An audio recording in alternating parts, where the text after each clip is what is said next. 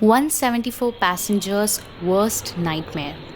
5th of January 2024 was like any other day for the 174 passengers and 6 crew members of Alaska Airline for flight 1282, but little did they know it will turn into their worst nightmare. On January 5th of 24, flight 1282 of Alaska Airline 737-9 or known as 737 MAX took off on its usual route from Portland towards its destination, Ontario, California, at sharp 5:07 p.m. in the evening. After cruising at just 16,000 feet above the sea level, a gaping hole opened up. This is the exact moment where the things got out of control. The small hole widened up into removing the plugs and stripping off the entire emergency exit door. As we know, the atmospheric pressure is maintained inside the aircraft for breathing oxygen.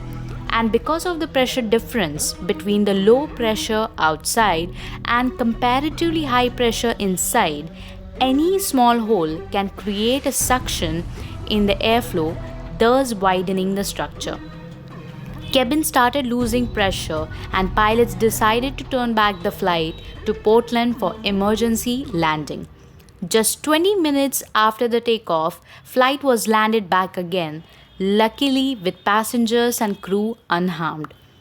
After the NTSB started investigation that very evening on the incident, noticing the cause of incident. That midnight, Alaska Airlines 65 737-9 were grounded for further maintenance and inspections. Let's dive deep into what exactly happened with the door plug. In the event of the gaping hole, the fasteners that hold the door plug together loosened. There were 2 in the upper corners and 2 lower hinge brackets. The plug is further secured by the stop fitting at 12 different locations along the side of the plug and the door frame.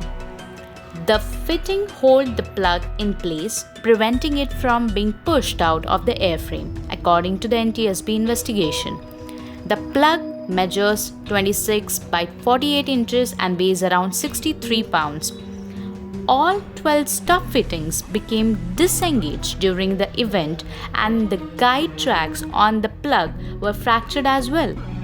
These 12 plugs will be fitted together with the male and the female part using a guide track and further bolted to added safety. The NTSB said it could not determine whether the door plug had been properly attached, but will be able to establish whether the bolts were present after examining the markings on the door plug.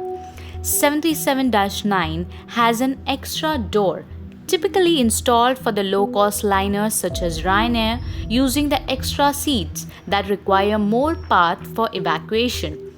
However, those doors are permanently plugged or deactivated on the jets with fewer seats, including those of Alaska Airlines.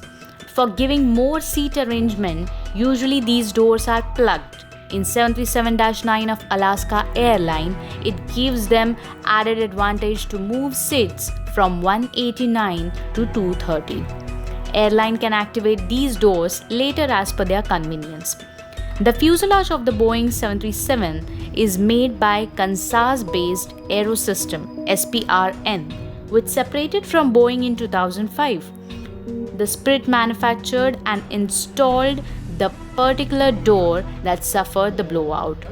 Although the door plug is installed by Kansas, Boeing customizes the door plug based on the customer request to either keep it activated or deactivated.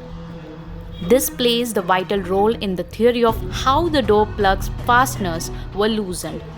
Either it's a miss from Kansas' end or the Boeing technician who fastens the door plug activated or deactivated or left alone by the mere miscommunication between the two companies, or the airline technician mishandled the bolts either by over tightening or under tightening during the maintenance.